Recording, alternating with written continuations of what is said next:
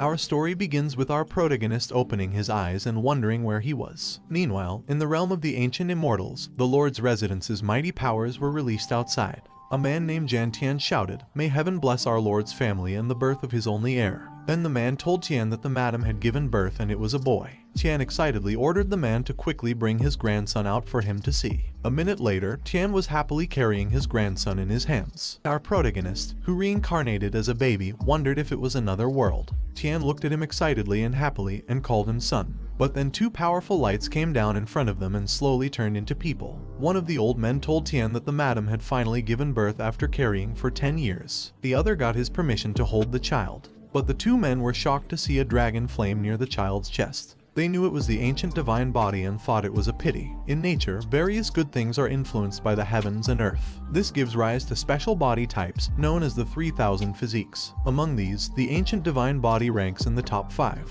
With successful training, one can fight with emperors. However, lately, the rules of heaven and earth have changed a lot. 10 chains have come down to limit the growth of the divine body. One of the men comforted Tian. He said that although it would be hard for his grandson to train, given his family's high status in the immortal realm, it won't be hard to give the child a life like that of a normal emperor. Our protagonist was shocked and wondered if this was the start of a story for a hero who doesn't do well in a manga. Suddenly, a system message popped up.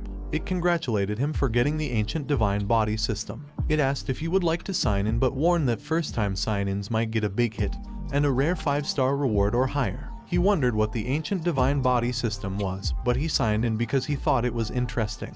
Then the system showed him that he had signed in successfully. So, he got an 8-star rare reward, a complete great accomplishment ancient divine body. But he wondered how he got that reward. Could it be from outside himself? Then he felt that he couldn't move his body. The two old men were shocked to see a strong light coming out of his body. This made the two men ask in a panic, "What is going on?" The chain that held him, unable to cultivate, burned and slowly wrapped around the other chains. Then one of the chains broke, and the other chains continuously broke, freeing him from being held. Tian was shocked, seeing him break the chains and release a powerful force that surrounded the realm. But Tian was even more stunned when he saw a lot of people in the fog bowing their heads to his son. After that, Tian loudly said it was a divine body phenomenon, the reverence of myriad saints, and that his grandson has the demeanor of a great emperor. This made him worriedly think it was something Tian shouldn't say. One of the men told Tian he couldn't believe that the grand ancient divine body naturally broke free from the chains. Another man told them that when the ancient dragon's nest produced long Aoshin, he was so pleased with himself, he was in for a surprise now. He was stunned with horror, knowing they were praising him as if he was invincible now, and wondered if he should keep a low profile in the future. Tian realized he hadn't even given his precious grandson a name yet and asked them what they thought of everlasting. The old men replied it was too common and too cliché. Suddenly, Zhongru, the birth mother, asked them how about naming her child Xiaoyao, which means free and unrestrained. Then she explained that becoming immortal is easy, but being carefree is hard. She only hoped her child would lead a carefree life in the future. Tian agreed and told them they should name the child Jun Xiaoyao. One of the old men told Tian not to worry because Jun Wuhui was the white gown god king, so perhaps Wuhui hadn't fallen and might be trapped somewhere. Tian sadly looked at Xiaoyao, who was smiling cutely, and replied that he hoped so. Meanwhile, in the Jun family's ancestral cemetery, the coffin lid suddenly moved and made a loud noise. The people surrounding it were shocked and shouted that something was wrong and that the ancestors' coffin lid couldn't hold back anymore. Meanwhile, in the realm of the ancient immortals, Xiaoyao was peacefully sleeping in his mother's arms. Jan told the clan elders that once the news of Xiaoyao's attainment of the great divine holy body spread, the consequences would be significant. They needed to work together to hide the holy body fluctuations in Xiaoyao. One of the old men agreed and told them that many forces in the immortal city were targeting their Jun family. Another man said that a tree that stands out in the forest will be destroyed by the wind. This made Jan think that the old men understood well not to act badly and to be careful. Tian told Ru to come over with the child. Ru did as told while saying sorry to his father Tian and the clan elders for the trouble. Then the elders and Tian started calling the black-faced Thunder Lord, Black killing Heavenly Soldier, the 4 straight driven fights, and Yang God Steps, and Gang. A strong light then covered Xiaoyao, making him feel weightless. But then an old man yelled and asked what these foolish young people were doing. The old man used his power to stop their powers. This shocked the elders, and the mysterious old man's power also stopped their chanting and broke the realm in the process. Tian asked the old man who he was. The old man said he was the 18th generation ancestor while holding Xiaoyao in his hand. Hearing this, the elders and Tian knelt down and welcomed their 18th generation ancestor. But the old man angrily told them that he wondered when the Jun family started needing to hide their actions. He asked if they couldn't even protect a child. Xiaoyao wondered why there was another old man and thought they all looked the same, so he couldn't remember anymore. Tian begged the old ancestor not to be mad and said they were scared that someone would hurt his grandson in the future. But the old ancestor told them to let him see who dared to do so. He ordered them to tell everyone that he didn't mind starting an immortal battle if someone harmed the child. He would turn heaven and earth upside down with his power. This made Tian and the elders silent. They knew an immortal battle was a world war started by the Immortal Realm's Taoist tradition, a battle that would turn heaven and earth upside down with much bloodshed, and they couldn't believe the old ancestor was actually willing to do that. Tian respectfully asked the old ancestor if he was willing to risk his life to guard that child. The old ancestor simply replied, "Why not?" Even though he was aware that risking one's life was an extreme practice unearthed by top cultivators in the immortal world. This involves sealing oneself in a coffin, fully cut off from the outer world. You either break out from the coffin if you succeed or remain buried in it if you fail. Next, the old ancestor said that the great divine ancient holy body was a heaven-sent blessing for his Jun family's divine child. It was a big fortune, hence all Jun family assets would be diverted to that child, also granting him the zero sequence. The elders and Tian were stunned by this news. Tian didn't understand what the zero sequence meant and felt there had been too many arrangements already. He then inquired if someone could explain them. The Jun clan has a large population, totaling tens of thousands of clan members. Among them, 10 special individuals can obtain a sequence bestowed by the old ancestor. Holding a sequence means you possess the eligibility to vie for the family head role. One individual surpasses these 10, known as the next generation family leader. Moreover, the last zero sequence belonged to Jun Xiaoyao's father, the white-clothed divine king, Jun Wuhui. Tian conveyed to the old ancestor that the scheme might not be fitting because each sequence holder must undergo endless trials, and Xiaoyao was born with zero sequences. Thus, he pondered how Xiaoyao could earn the approval of others. The old ancestor grinned and told Tian that if people don't accept it, they're welcome to challenge Xiaoyao in the future. He didn't fret over it, leaving Xiaoyao flabbergasted. He yelled at the old ancestor that he's still merely a kid and asked if he could just lie down. However, his utterances were converted to baby language, leading the old ancestor to warmly advise him not to cry and to elevate his arms. Tian silently informed Wuhui that his son was born. Xiaoyao, in his mind, pleaded the old ancestor to halt lifting his hands and to supply him clothes as he was chilly. Right then, a system alert appeared, stating he should proceed to the Teiyu Ancient Steel to sign in, causing him to ponder where the Teiyu Ancient Steel was. 3 years later, outside the realm, a lady shouts that the divine child of the Jun family, who alarmed the 18th generation ancestor, is now 3 years old. She says they should contact her to buy the latest news about the divine child. On the other hand, inside, Tian tells Xiaoyao that what he is about to say next is crucial, so he should listen carefully. Then Tian tells him that cultivation starts with the physical realm, which has 5 major realms. With the help of heavenly treasures and earthly materials, one can achieve great success. After that comes the divine storage realm, which also has 5 major realms. These match the 5 organs of the human body: heart, liver, spleen, lungs, and kidneys. Once the divine storage reaches the 5th realm, one can gather spiritual energy, condense the divine official, and transform into a true spirit.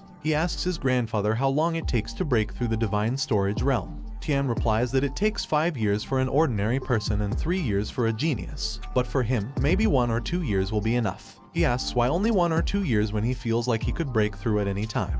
Tian tells him to show his cultivation technique, and he says alright. Then he shows his cultivation technique level to his grandfather. Tian thinks it's impressive that his grandson enters a meditative state so quickly, but then Tian is shocked to see that he directly broke through 2 realms in a row without any stop. Tian is even more shocked to see that he broke through all 5 realms. After that, he stops showing his cultivation and excitedly tells his grandfather that he thinks he has successfully broken through the divine storage realm. But he is shocked to see his grandfather lying on the ground, happy, telling him that he is impressive and his talent is extraordinary. He asks Tian if he is alright, worriedly. Tian says he is fine and just deeply moved right now. Then Tian excitedly tells him that to celebrate his breakthrough into the divine storage realms, he wants to give him a gift. He asks him what he wants, but he knows that even though his grandfather asks him what he wants, he still doesn't know that world very well. Then he remembers something and asks his grandfather if he knows what the Teiyu Ancient Steel is. Tian says that, by chance, no one knows the Teiyu Ancient Steel better than him.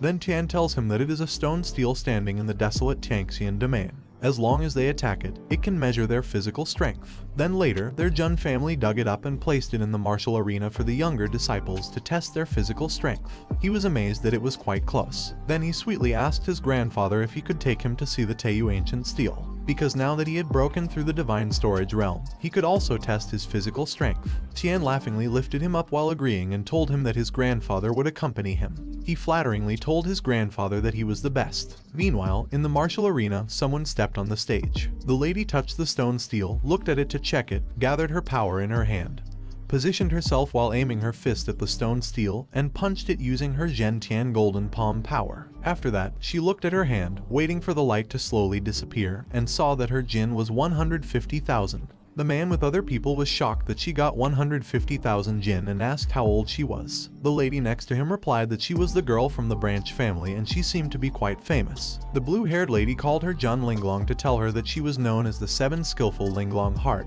destined to become a saint in the future. She asked her why her strength had only increased by 30,000 Jin compared to the last test. This made the other trainee say in shock that 30,000 Jin was already impressive. But the trainee's friend told her that the lady with blue hair was Lan Qingya, and she was the follower of the 10th ranked Jun Zhanjian, so they shouldn't provoke her. Qingya walked closer to Linglong while asking her why she wasn't responding. If she had nothing to say, Linglong just kept quiet and turned around to leave, making Qingya mad. Qingya shouted, telling her not to ignore her. In anger, Qingya told Linglong that she had heard she rejected the invitation from their young master Zhanjian. She replied that it was true and explained that since she had to choose a lord, she had to be cautious. She made clear to Qingya that Jun Zhanjian's strength was not bad, but he lacked generosity. Then she started to leave again, asking Qingya why he would let her come and bother her if he was generous. Qingya was about to attack her while shouting that she was arrogant and that she would teach her a lesson on behalf of her master Zhanjian. But Linglong just grabbed Qingya's hand before she could attack, making Qingya shake in pain. Linglong seriously told Qingya that if it was just her, she'd rather not. Suddenly, someone happily said that it was it, making the two ladies surprised. She wondered when that child appeared.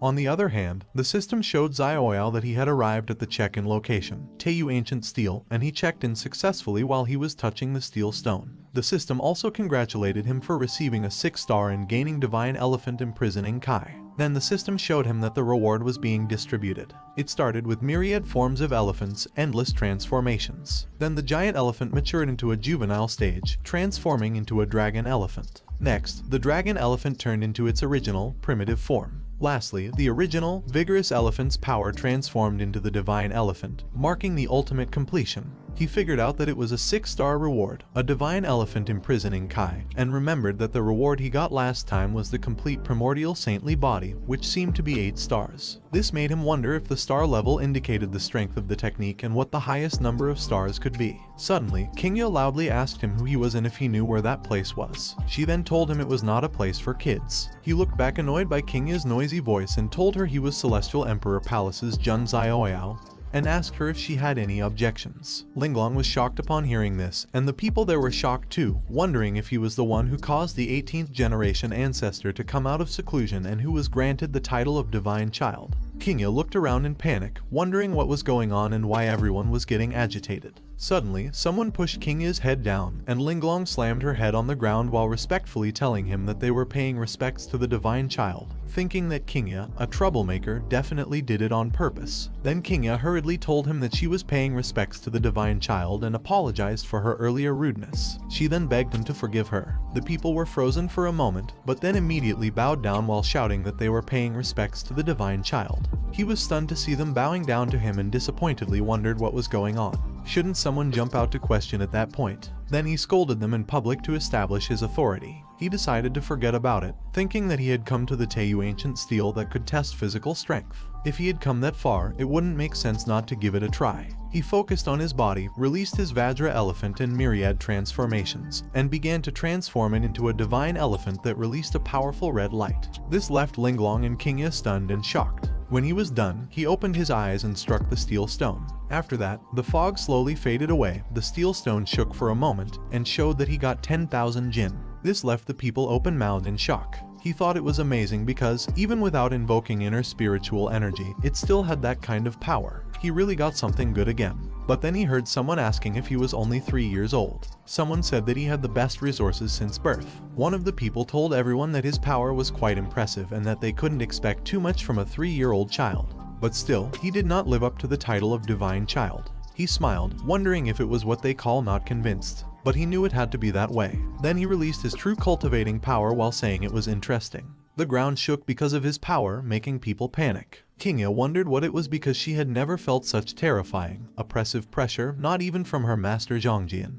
Then Xiaoyao told them that since they all found it unsatisfying, he would show them his full strength. He punched the steel stone while his grandfather looked down from above, smiling proudly at him. After his fist landed on the steel stone, it cracked quickly and collapsed into pieces. He looked at it without emotion. People were open-mouthed in shock. But when the steel stone completely collapsed, he realized it was going to be a disaster and that he had messed up. He knew the stone steel was also a treasure. He wondered how he would fix the situation. Then a firelight came out of the broken steel stone and grew stronger. It showed him that it was creating an ancient extreme realm again, granting a heavenly Dao reward. The light flew toward him and entered his body. Tian smiled and said that it was the so-called ancient extreme realm. He explained that in countless past eras, no one his age had a stronger physical body. Tian proudly told him he had just broken through to the Divine Palace realm and touched the threshold of the Spirit Sea realm. He really didn't know where his upper limit was. Then Tian asked him what that move was just now and where he had learned it. He said, with tears, that the Teiyu ancient steel had shattered.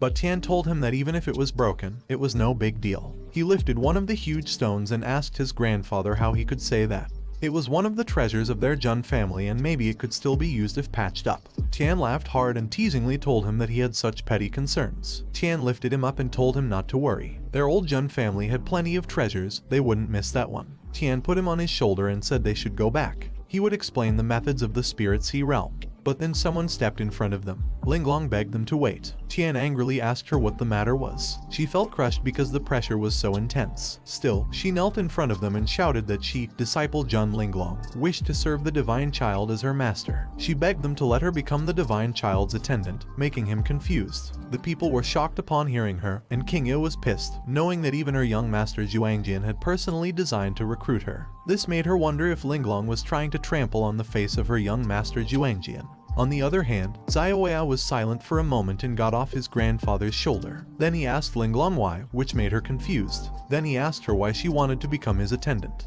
Just now, when she knelt down, although the sound wasn't loud, he could still hear the surrounding gasps. They whispered that she was the pride of the heavens, saying she was born with an exceptional mind and senses. So if one possesses such exceptional talents and does not meet an untimely end, they will certainly become a sage. And if she is destined to accomplish great things, why does she need to follow him? But she just asked him back if he truly did not know or if he was testing her sincerity. But he was 100% and truly confused. Then his grandfather told him that Linglong is from a branch family, and as a member of the branch family, she has pitifully few resources and connections. So if she wants to rise, she must establish a relationship with the main family. Then Tian proudly told him that the little girl has good judgment because she recognized at a glance that his grandson is destined for great things. This made him realize that it was because of the family hierarchy, and he was fortunate to have been born well. Then he told her that he knew now the reason she wished to follow him and that he can agree. However, she'll have to serve him tea, pour water, wash clothes, fold blankets, and keep him company when he was bored. This made her frustratingly confused. But when he told her that if she can do that, he'll provide her with all the resources she wants, she was happy to hear it. She swore to him that she, Linglong, was willing to follow the Divine Child through thick and thin, even unto death. He replied, "All right," and jumped onto her shoulder while happily shouting that they should return to the Celestial Emperor's palace. This made her so confused.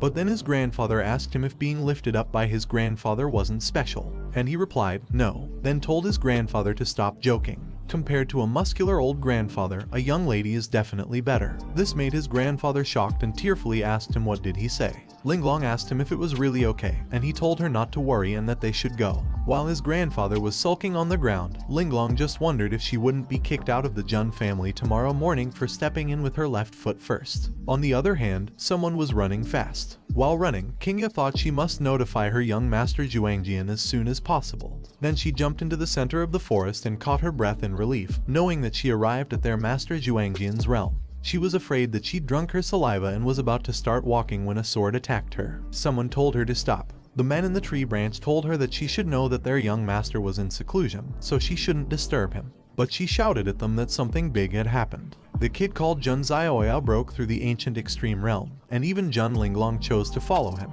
so if they don't notify their young master soon. But the man with the scar told her that they should let their young master decide on such matters after he comes out of seclusion. And the other man said that he bet Kingya probably had nothing better to do than provoke Linglong and get slapped in the face. So now she is running to their young master to complain. She was pissed upon hearing the man. Then she shouted at him to watch his mouth if he was not looking for a fight. But suddenly, they felt the forest shake, and they were shocked to feel a strong aura. Then someone flew up from underground. The man smiled and powerfully looked at them. Kingya happily shouted that it was their young master Juangjian, and he had come out of seclusion. Then she happily hugged her young master and told him that he had finally come out of seclusion. He asked her if she had come specially to welcome him out of seclusion. But Kingya complained to him that those two guys earlier had stopped her from seeing him. She asked if he thought they were awful. He replied that they were indeed awful and ordered the two men to slap themselves 20 times, to which they immediately obeyed. Then he sweetly asked her who else had upset her because she looked so aggrieved. She tearfully replied that it was all because of Linglong. Then she told him that he might not know, but Linglong had started following a very arrogant brat. That brat's name seemed to be Jun Xiaoyao, and it was like Xiaoyao was tarnishing his reputation. But he just silently looked at her and attacked her, which made a loud explosion.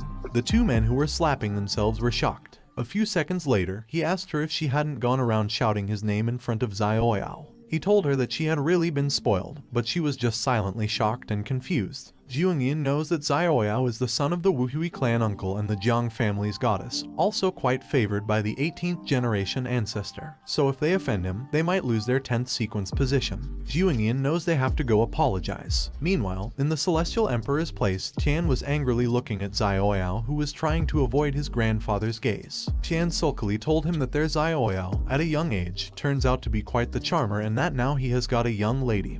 He doesn't need his grandfather anymore. He sweetly asked his grandfather how it could be and that he'll always be his grandfather's dearest little treasure. Tian pushed him away while telling him to stop being canny there and reminding him that he was asking him what's the technique he used today by the Teiyu ancient monument. He hesitantly replied that, by a bit of a marvelous chance, it was called Divine Elephant Imprisoning Kai, but his grandfather told him that he had never heard of it. So he explained that it was a very powerful technique and it said that when mastered, he can transform into an ancient divine elephant, even summon the gates of hell, and command the demons of hell to fight for him. Tian was shocked that it was that powerful and asked him if isn't there a risk of demonic possession.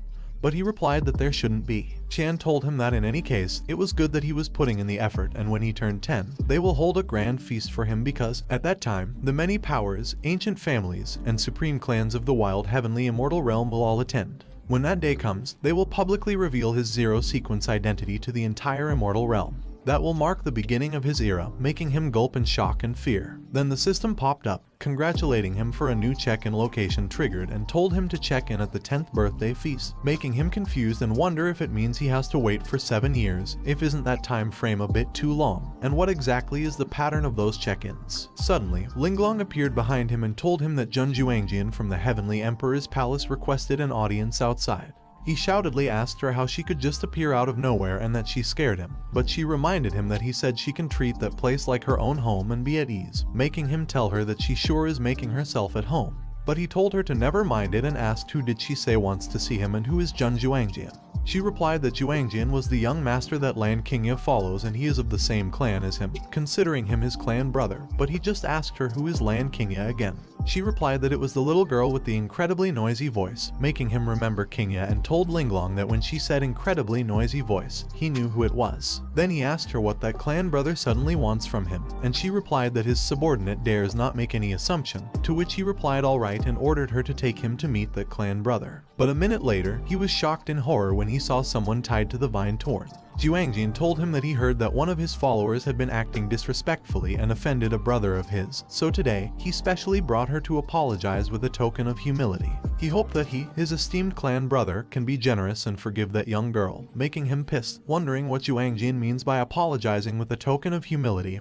and knowing that Juangjian, the jerk, is clearly there to show off his authority at his expense. A minute later, Juangjian was seated inside. He told him that his clan brother's arrival was sudden. He could only offer simple tea and hoped he would forgive him. Juangjian replied it was no problem. He was the one who was abrupt. But in truth, Juangjian was angry. He saw that Linglong was used as a servant to pour tea and called a mischievous child. He looked at his cup of tea and asked Juangjin if he planned to have Qingya keep kneeling there. Juangjin replied that if he forgave her, then there was no need to make her feel bad by kneeling. He slammed his cup of tea back into its pot. He told Juangjin he might be misunderstanding. He never holds grudges for long. If someone offends him, he strikes back right away. So, he didn't need to please him with fake apologies. This made Linglong laugh, though she tried not to. She cleared her throat and excused herself. She told them to go on talking. This made Juangjin angry. He told him it seemed his clan brother was not happy with his apology. So, there was no need to keep Qingya around. Then he attacked Qingya from behind with his blade.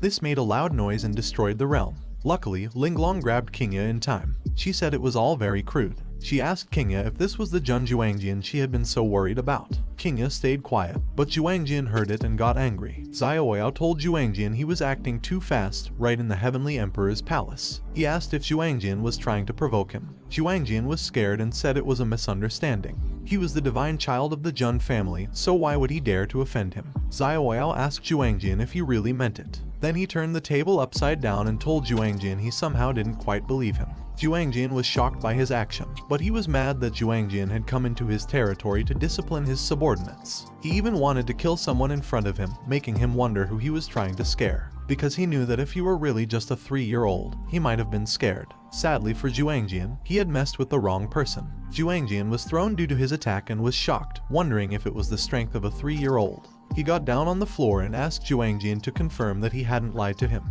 because if need be, he could fight back on his own and didn't need someone else to do it for him. Then he jokingly told Juangjin that the weather was good today, so they should have a little spar to grow their brotherly bond, and asked if he was going to back out. Juangjin was mad hearing this and thought it was going too far, but he told himself to calm down and not let a 3-year-old provoke him. So he told him that since his clan brother wanted to spar, he would do it. But he was older than him, so he'd only use 30% of his strength. If he could beat him, he'd give him that Yuantian's supreme command.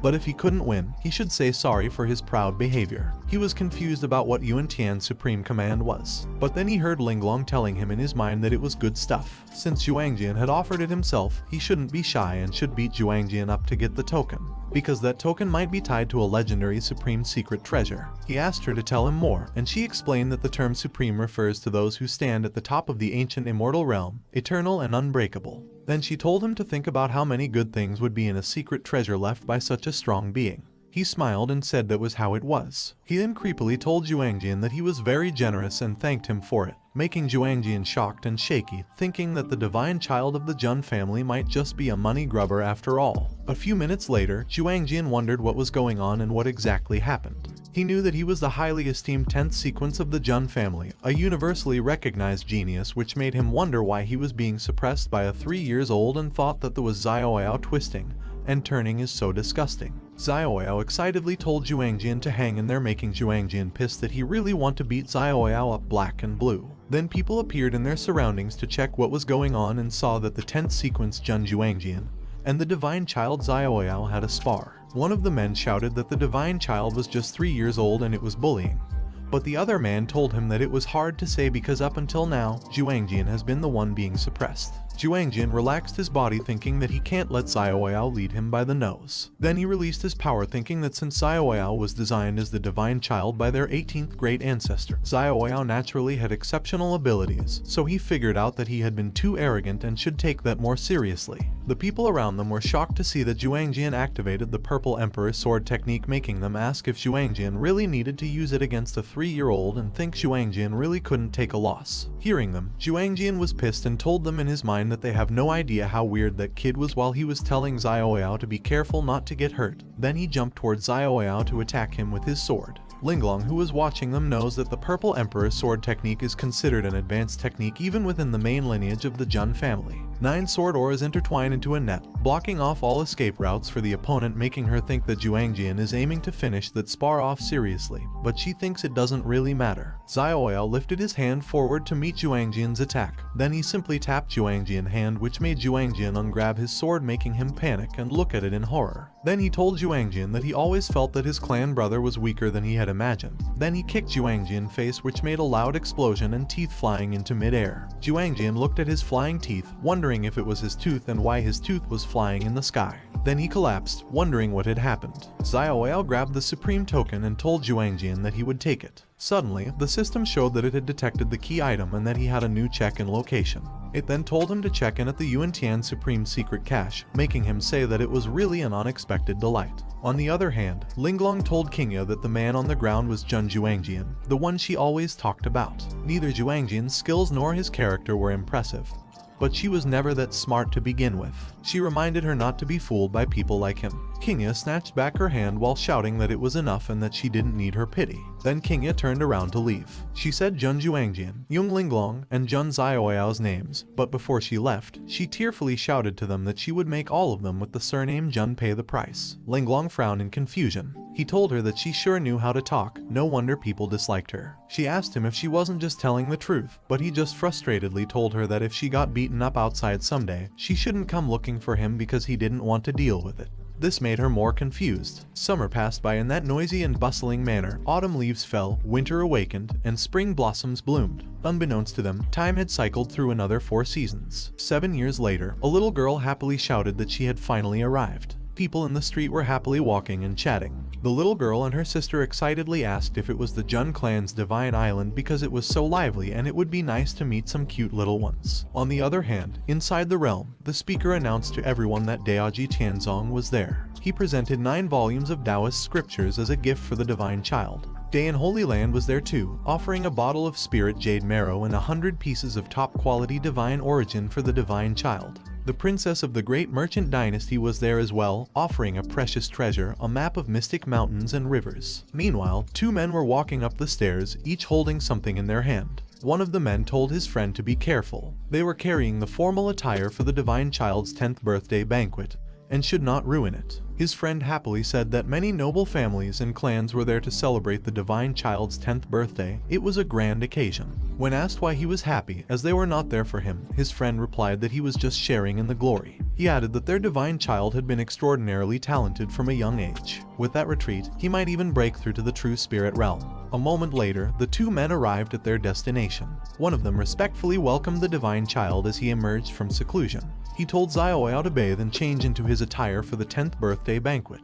But when Xiaoyao did not answer, the man opened his eyes in confusion. He was shocked to see the floor slashed, and on the wall was written that he was bored and had gone out to play. This made them panic and shout that the divine child had broken out of seclusion. On the other hand, on the roof of the house, Xiaoyao was busy eating apples. He said that for a full 3 years, he had been consuming fasting pills. Angrily, he asked what the point of cultivation was if he couldn't even eat. Tearfully, he shouted that if they ever made him go back into seclusion, he would disown the Jun family name. Linglong was behind him, thinking that his most hated food was fasting pills. She told him that if she had to choose, not being able to bathe for 10 days to half a month during seclusion would be even more annoying to her. This made him shout exactly and ask her what she was doing there. She replied that she was there on the orders of the family head to bring back a certain divine child who had broken out of his seclusion unannounced. He gave her a fake smile, looked back, and quickly jumped away while shouting goodbye. She followed him, saying that it takes half a day to put on that ceremonial robe. If he didn't go back now, he'd be too late.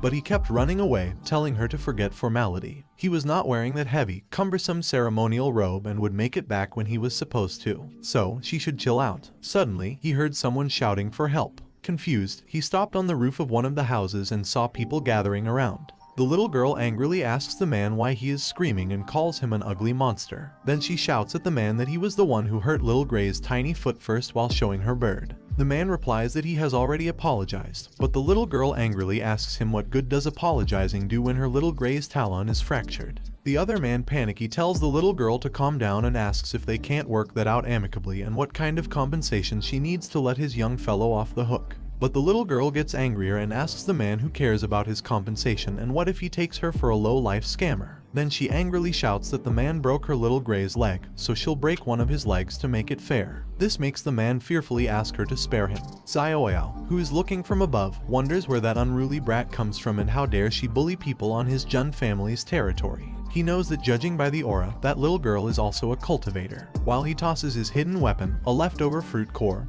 he throws it toward her thinking he should teach her a lesson. But before it hits her, she feels it coming and quickly turns around to catch it while asking who dares to sneak attack her. Then she feels something weird on her hand and quickly throws it away in panic, shouting that it's all wet and disgusting.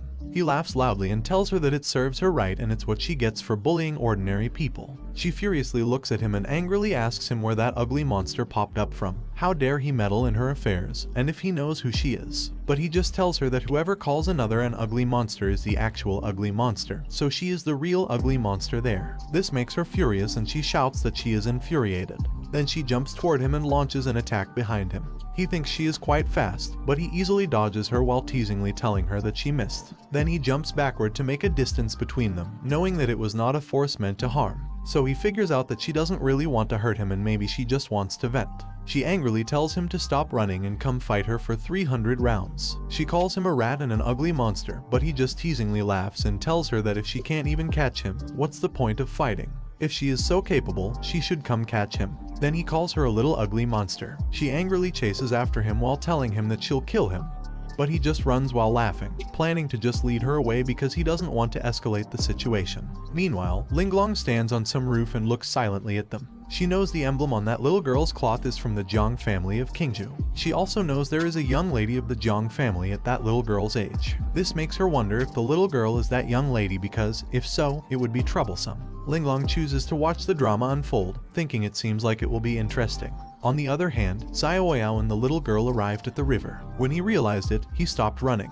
The little girl shouted at him to stop right there. This made him see that she could actually keep up with him, meaning she was no ordinary little girl. She was tired and sweating but still told him that until she gave him a good beating today, he shouldn't think she, Zhang Luoli, would let it go. He sighed, thinking he had just wanted to help someone out. He didn't expect it would lead to such big trouble. He wondered how he should wrap it up. Just then, a firework appeared in the sky. It got their attention, and he realized his 10th birthday feast was about to start. So he said sorry to Luoli because he was pressed for time and couldn't play with her anymore. She was confused, but he lifted his hand, gathered some power in it, and made a bright light in front of her. This made her not notice that he was running away. A moment later, nightfall arrived at Sky Emperor Palace. Then the host announced that the Jiang family from Qingzhou had arrived. They offered 1 ancient sacred weapon, 3 undying elixirs, 100 top-grade sacred pills, and 1,000 pieces of premium divine essence. This made the nobles shocked because of the generous gifts. They said that, after all, the Jiang family had been connected with the Jun family for generations. The Jiang family could be considered the maternal side of the Jun family's divine child. Then someone entered the room. This made the nobles think that the beautiful lady in white must be Jiang Shengyi, the divine maiden of the Jiang family with a predestined Taoist constitution. The little girl beside her must be the jewel of the Jiang family, Jiang Luoli, who has a spiritual Taoist constitution. One of the nobles noticed that Luoli seemed not very happy. A man replied that it said Luoli is betrothed to the divine child of the Jun family. Kids will be kids, so they must feel awkward. Young people nowadays all talk about romantic freedom. Shengyi asked Luoli if she had hit a snag and told her they should see if she dared to run around next time. But Luoli angrily replied that if she caught that ugly creature again, she'd give him the thrashing of a lifetime. Before, her sister found him hanging from a tree. Her gray bird asked her if she was sure she could beat him. Her sister reminded her that if it weren't for that young hero with good intentions, she might not have made it to the Jun family's divine child's 10th birthday party in one piece. She said it was annoying and asked her sister why she was against her. Then someone happily called Luoli and said it had been a long time since they last saw each other. They asked how she had been recently. Luoli apologized to the little man and asked who he was. The little man panicked and asked if she had forgotten.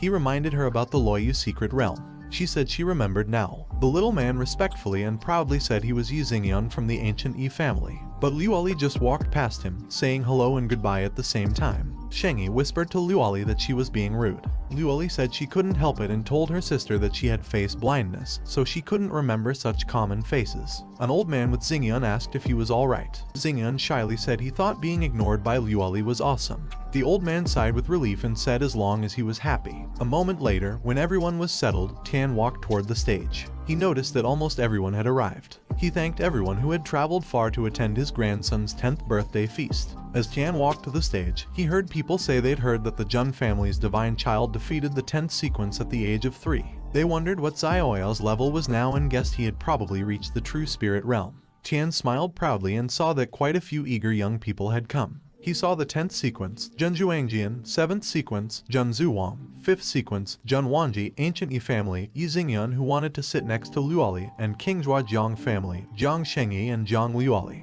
The crowd happily chatted, wondering where the Jun family's divine child was and why he hadn't shown up yet. Tian smiled nervously because he didn't know what to say. He also didn't know where his grandson had run off to. He thought he'd have to stall a bit longer. Then a bright light appeared behind him, and Xiaoyao laughingly called his grandfather old man and told him not to worry. The people were shocked to see him and asked if the main character always showed up last. Tian looked back in surprise and saw his grandson sitting on a broken table. He introduced himself as Jun Xiaoyao and thanked everyone for coming to his 10th birthday party. Tian whispered but angrily told him that he was late on such an important day. He asked him what he was thinking, making him realize that his grandfather was really mad this time, so he'd have to make it right with him later. On the other hand, Luoli saw him and knew that his hairstyle and clothes were the same as the guy from before. She angrily called him, making him wonder why that kid was there too. He thought he'd better think fast to get out of it. Then, he called her a beautiful young lady and asked her if they had met before. She looked closer in silence. She saw him looking good even though he was sweating a lot.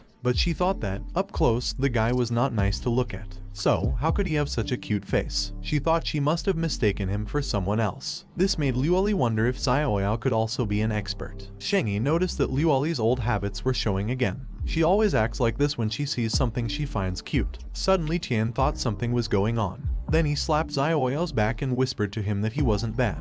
This made him shocked and he asked what. But Tian just said that even though they had met already, he still had to introduce them properly. Then Tian told him that Luoli is the gem of the Jiang family and she is also his fiancée. Despite her small size, she is a bit older than him. He smiled, confused. Luoli was shocked and a bit confused too. But Xingyan was the most shocked and yelled out loud, asking what was going on. He was in a panic, wondering why things had turned out this way. Even as a divine child, he couldn't avoid an arranged marriage. But then he thought if he could make that young lady not like him, it wouldn't happen. So, he planned to tell her that he was the one messing with her that afternoon.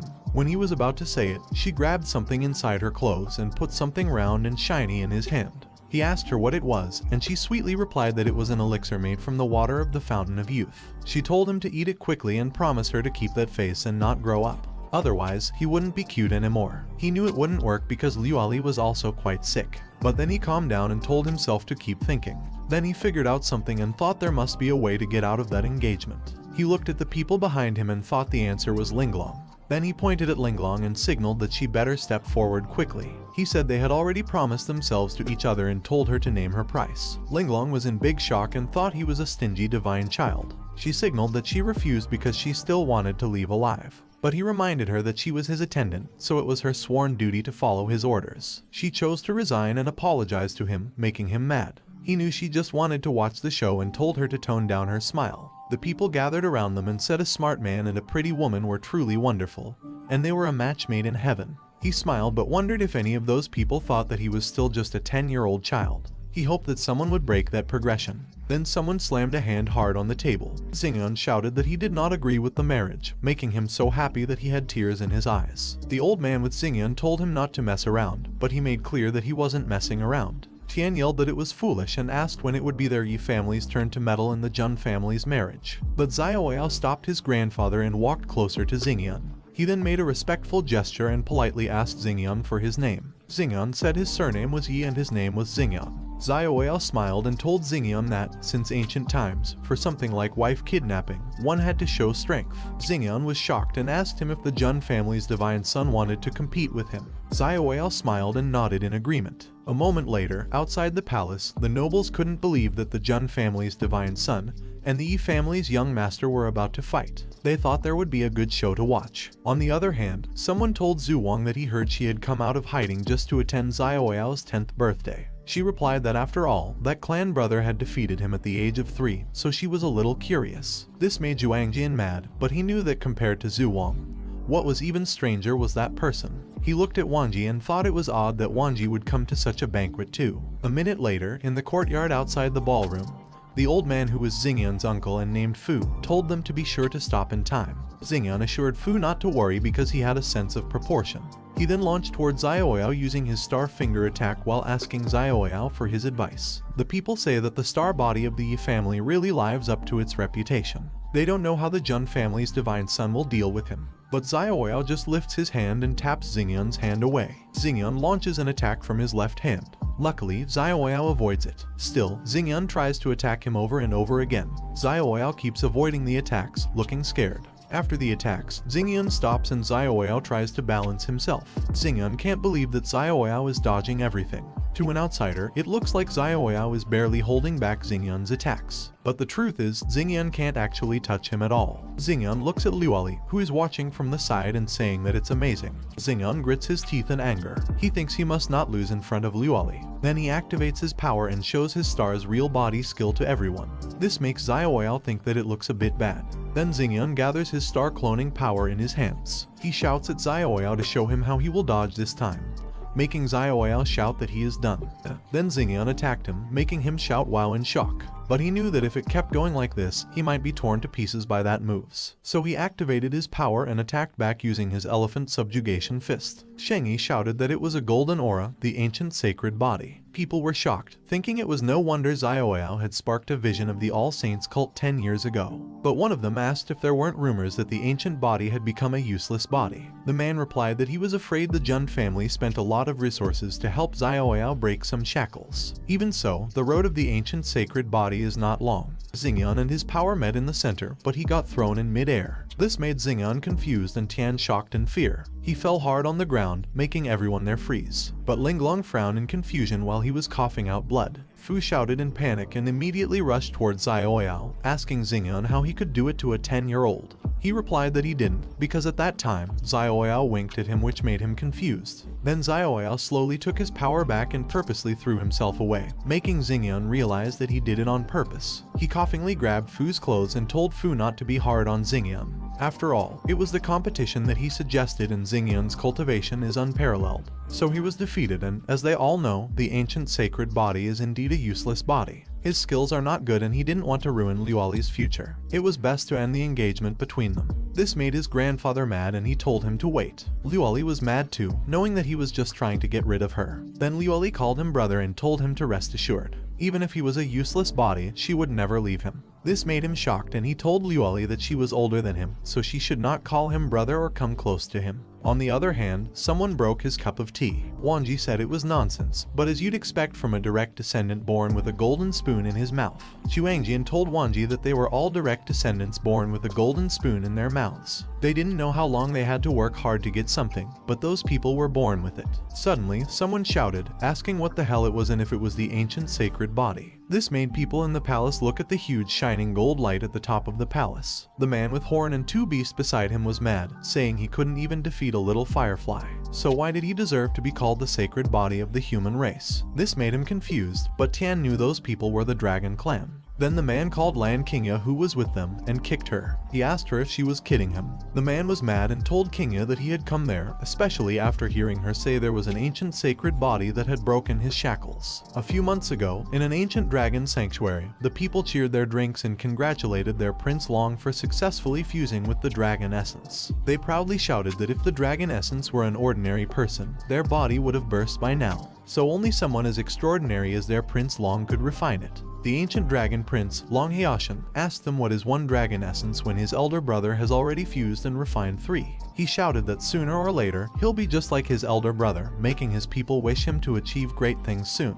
The ogre asked the chicken man what dragon essence is, and the chicken replied that dragon essence is the flesh and blood left behind by a fallen supreme dragon. Inside it are various talents, divine abilities, and rune imprints, so it is a special treasure in the world. The ogre happily said that it was so cool and asked if they could use it too. But the chicken man replied no, because a single drop would make them burst and die. Then a lady said that being happy with just merging a single dragon essence is silly when you consider that the neighboring Jun family has made a divine child that has been worshipped by 10,000 saints. One of the men angrily asked who was talking so boldly. A minute later, Qingya was thrown hard on the ground. A lady asked her who dares to be so proud and how can a mere human come to the ancient dragon sanctuary and act so wild. The man who captured Qingya asked Long if they should cook her for their friends to enjoy with their drinks. But Long said no and asked Qingya what she had just said about the Jun family. Qingya lifted her head, knowing that the ancient dragon sanctuary has a problem with the Jun family, so she thought coming there was the right choice. Then she told Long that Xiaoyao was sending out sword-given invites to all the big families in the vast sky realms for his 10th birthday party. She told everything to Long. But Long's people laughed hard and said that it might have been a treasure a few thousand years ago, but now it's a useless thing. They asked how Xiaoyao dares to invite the big families from all around with just it. But Long told his people to be quiet and asked Qingya how such a useless thing could get the Jun family's focus. She said that the ancient sacred body is seen as a useless thing because it's held back by the heavenly Tao. Then she asked him what if Xiaoyao breaks those shackles. Back to the palace, King Ye held her injured chest and called Long a wretched dragon brat while falling. Fortunately, someone appeared behind her. Linglong caught her before she fell. When they safely landed on the ground, Xiaoyao called Long a young man. He told him that he had brazenly beaten up a Jun family disciple on Jun family's territory. He asked if that wasn't going too far, but Long just teasingly asked him what he was talking about. He told him that King Ye was his female slave, so, naturally, he would treat her however he saw fit. This made King Ye pissed, but she told everyone that she was the young dragon master's female slave. This made Linglong look at her in shock. Someone broke a glass cup and Juangjian was shocked. He wondered how dare King Ye bring someone from the ancient dragon sanctuary to disrupt the grand banquet of the Jun family. He knew it was a slap in the face to the Jun family. Also, he knew that if it was investigated, even his status wouldn't be spared. Xiaoyao asked if she was really a female slave. It was strange that a fine young lady chose not to be one. Instead, she became the slave of a young dragon person. But he happily said that he got it. She must be one of those people obsessed with good fortune. This made Linglong and King Ye look at him in a daze and confused. Then he cleared his throat and ordered Linglong to take King Ye away first. She obeyed while he was embarrassed because it became awkward. Then he told everyone that his grandfather always said that their relationship with the dragon clan had never been good, especially after his father, Jun Wuhui, skinned and deboned a dragon sovereign. So, the dragon clan considered their Jun family to be mortal enemies. Then he uninterestedly told Long that if he wished to retaliate, he should come at him directly. Targeting women that way to humiliate the Jun family was despicable. Not only did it lack dignity, but it also made him look like trash. This made Long glare at him in anger, but he just continued to tell Long that it was no wonder he had been looked down upon all those years. Two of Long's people immediately launches toward him to attack him. They asked how dare he insult the young dragon master, but he didn't move away. He simply told them that the insolent ones were their lot. Then someone punched the enemy man in the face and attacked the lady dragon with sharp ice. The two enemies were thrown back to Long's side. The people who attacked the enemies were Juangjian and Zhu Wang. He told Long that it was the Jun family and they did not tolerate uncouth behavior from their county bumpkins there. When the two beasts jumped to attack Xiaoyao, Juangjian immediately jumped forward. Knowing that King Ye was invited by him to the Jun family, he must find a way to handle the matter. Otherwise, he'll be the one who will be punished. Then he used his Rising Sun 9 sword, 10,000 swords origin slash to attack one of the enemies. On the other side, Zhu Wang activated her Ice Heaven Snow Lotus and ordered it to devour the other enemy. As the story goes on, the two enemies are thrown back to their young master Long's side. Then Zhu Wang says that her Jun family is not something any Tom, Dick, or Harry can challenge. The people were shocked to see the 10th and 7th sequence members of the Jun family. The two attendants behind the dragon prince from the ancient dragon sanctuary are also descendants of ancient royal families. Yet they were so easily defeated before the Jun family rankings. The other fearfully, but proudly, says that with such formidable strength and still not even in the top 5, they wonder what monsters occupy the top 5 of the Jun family ranking. Long looked at his collapsed and injured people and furiously glared at them. Then he told them not to be too arrogant and attacked Juangjian, who was in shock and got hit by his attack. Juangjian knows that it is the dragon clan's great divine power intercepting the dragon's hand. But then Long angrily asks them how dare they belittle him. Then he attacks Juangjian while shouting for him to die. But fortunately, Zhu Wang points her sharp ice behind Long and told him not to be reckless. Long just angrily looked back and asked her how dare she interfere. Then he appeared in front of her to attack. But Xiaoyao appeared forward and caught Long's attack for Zhu Wang. Long was shocked and confused to see that Xiaoyao simply just held his hand. Zhu Wang was shocked to see the divine child in front of her too. He uninterestedly looked at Long and easily squeezed Long's hand, making the bracelet break in the process. Long grits his teeth in pain, but before he can react, Xiaoyao launches an attack and punched his face. Long was pushed back because of it, but managed to compose his balance. Long's mouth bled, but then smiled and asked if it was it. Then laughingly asked if it was the ancient sacred body that had broken its shackles. Xiaoyao told his clan brother and sister to step back because that young lizard was there for him. They both tried to reason, but Tian shoutingly told them that there were no buts. When Xiaoyao said to step back, they should step back. Then Tian happily says that today is that young man's 10th year feast, so they should let him personally entertain their distinguished guests. He looked at Long, who was positioning himself to attack. Then they both jumped up and attacked each other. He smilingly looked at Long, who was smiling back at him. Then they attacked each other continuously and speedily like they were just playing around. Xingyan was shocked to see that they were so fast that he couldn't even keep up with their movements. This made him realize that no wonder he couldn't touch Xiaoyao before. Fu told Xingyan not to blink and to stay focused because the real competitors at the pinnacle of that era were not prodigies like him. But those monsters, and such monsters, were right in front of him now, so he shouldn't miss that opportunity to witness their might. Well guys, that's the end of the video. If you like this video, comment part 2 in the comments section. Also subscribe to the channel, hit the bell and like the video. Thank you for watching and see you next time again.